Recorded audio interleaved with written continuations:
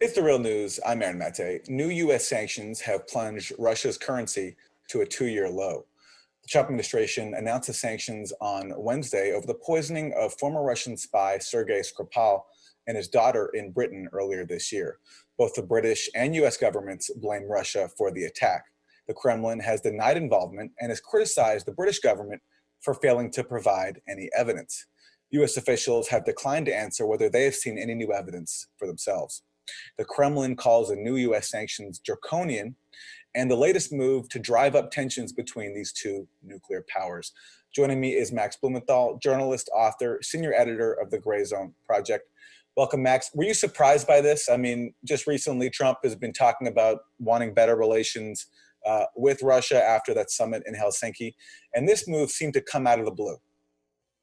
Yeah, I was surprised. I think many people in Washington were surprised. People in Moscow were surprised. But I mean, if you look at the overall kind of narrative of Russiagate and how this national outrage has been instrumentalized to criminalize diplomacy and drive down relations between the U.S. and Russia, it's not surprising in that regard. The most surprising component of it to me is tying the sanctions to the Skripal poisoning. In 1991, the U.S. Basically enacted a measure that would require it to sanction any country that had deployed a chemical or biological weapon in another country.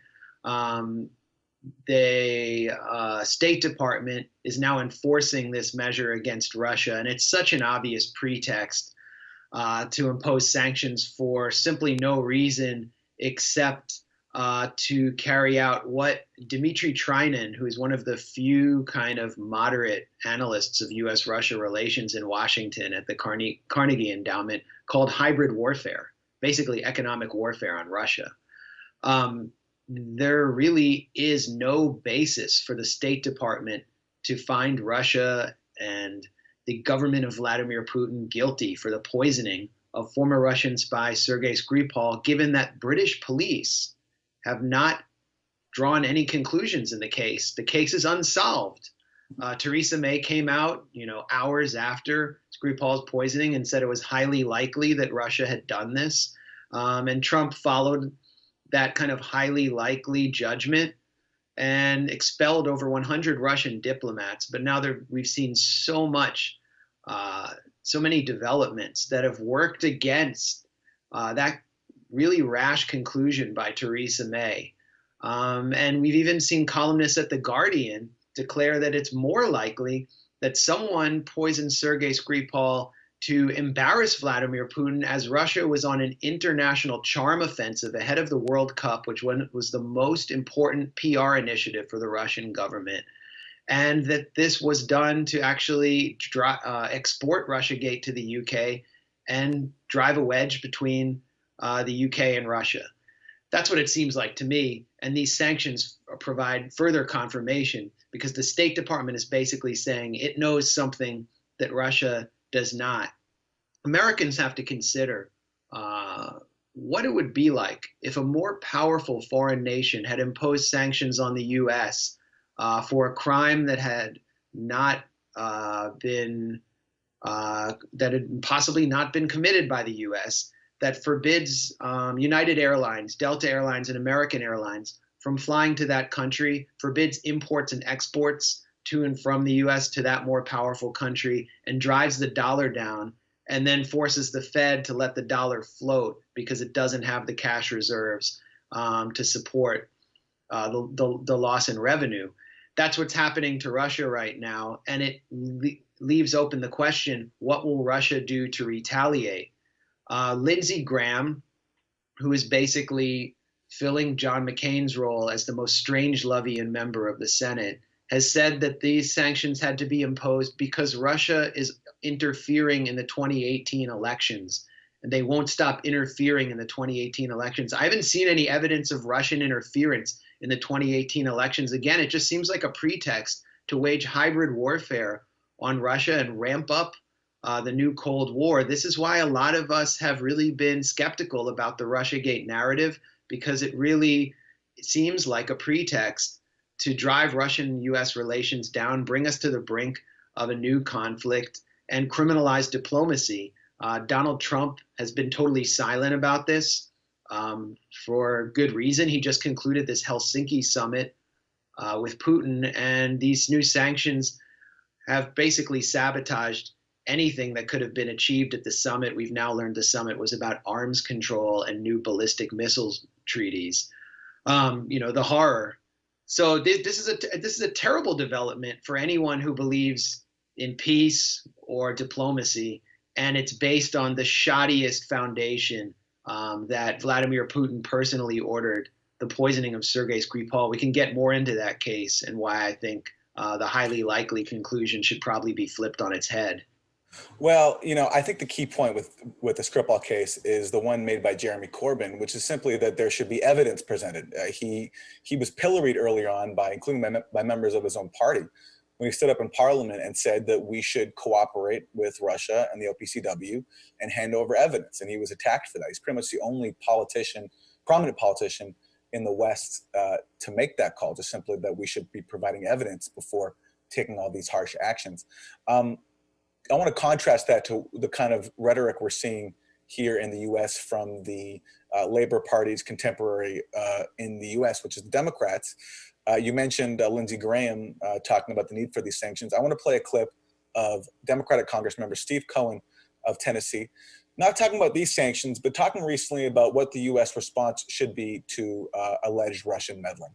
Our cyber abilities are such that we could have attacked them in a response cyber attack that would have crippled Russia. So you want massive cyber attacks against the Russian state to cripple their banking industry? To cripple everything. If they all fell underneath the Kremlin and were buried together, it'd be too soon. That's Congressmember Steve Cohen, a Democrat of Tennessee, talking about burying Russians underneath the Kremlin.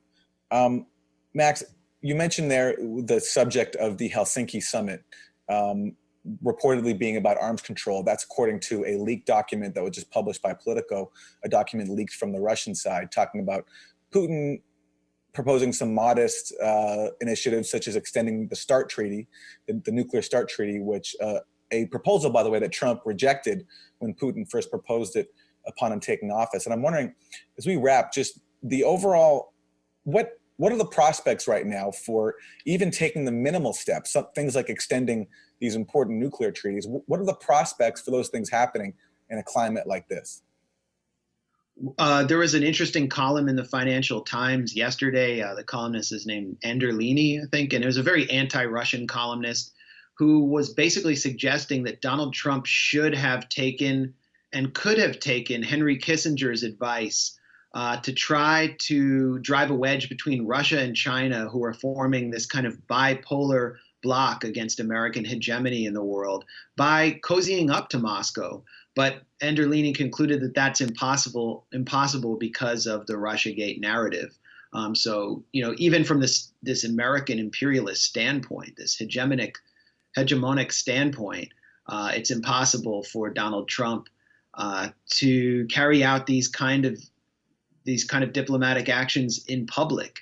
And that's why Trump and Putin had to meet in secret, which only further kind of consolidated the narrative that there's something devious going on. Going back to Representative Steve Cohen's comments, he's calling for doing what Russia is accused of doing in the Republic of Georgia, in Ukraine, and across Eastern Europe, which is hybrid warfare. And this is the US's new strategy towards Russia. Hybrid warfare combines traditional military tactics with cyber warfare and economic warfare, as well as kind of online manipulation.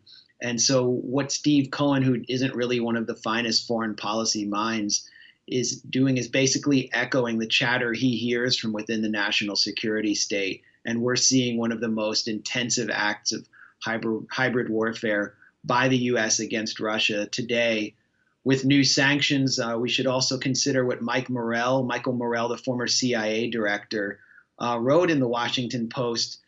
He was sort of prescient, or had been warned that these surprise sanctions were coming, and he was arguing in a Washington Post column for sanctions to attack Russia's middle class. These sanctions are targeted at Russia's middle class, and the point is actually to attack the civilian population of Russia, to undermine support for Vladimir Putin, and hopefully in the minds of Morell and the master meddlers of Washington's national security state, to sort of gin up a color revolution, which is what they've always wanted to do against Putin. It's why Putin's government kicked out the National Endowment for Democracy and other arms of U.S. meddling.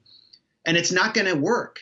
It's actually working against their goals to impose these sanctions. Russia, and Putin in particular, can portray itself to his own population as, under attack by a Russophobic Washington policy at a time when he was facing protests for increasing public payments on pensions and raising the retirement age. So, he was already facing protests, and I think this will actually help Putin shore up domestic support. These people have no idea what they're doing, and they know nothing except hybrid warfare as a substitute for diplomacy.